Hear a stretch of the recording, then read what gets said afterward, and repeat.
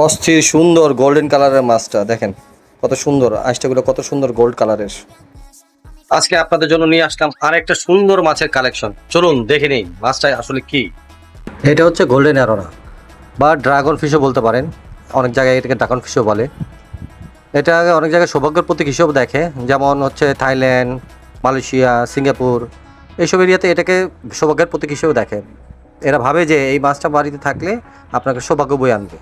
এটা আসলে একটা মূলত মিঠা পানির মাছ। এর গায়ের রং সোনালি কালার হয়, এর জন্যই একে গোল্ডেন অ্যারোনা বলা হয়।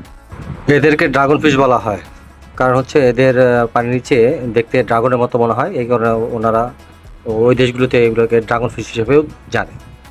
আর এটা হচ্ছে একটা মিঠা পানির মাছ। আর এর গায়ের কালারের কারণে এর বিভিন্ন জাত হয়ে থাকে, যেমন হচ্ছে cross back golden arowana, high back golden arowana, gold head golden arowana, blue base golden arowana, এইরকম। এই মাছগুলো সাধারণত শিকারি মাছ। এরা ছোট মাছ খায়, পোকামাকড় খায়, এরা আমিষভোজী আর কি। অ্যাকুয়ারিয়ামে মাছ যারা পালে তাদের কাছে এটা খুবই পছন্দের একটা মাছ। এই মাছটা প্রাপ্তবয়স্ক হলে এটা 2 থেকে 3 ফিট পর্যন্ত হতে পারে। ঠিকমতো পরিচর্যা করলে এটা বয়স 15 থেকে 20 বছর পর্যন্ত বাঁচে এরা। এটা একটা রাজকীয় মাছ। এই মাছগুলো আসলে পাওয়া যায় মালয়েশিয়া, ইন্দোনেশিয়া এবং পূর্ব এশিয়ার মিঠা পানি নদীগুলোতে, এগুলো পাওয়া যায়।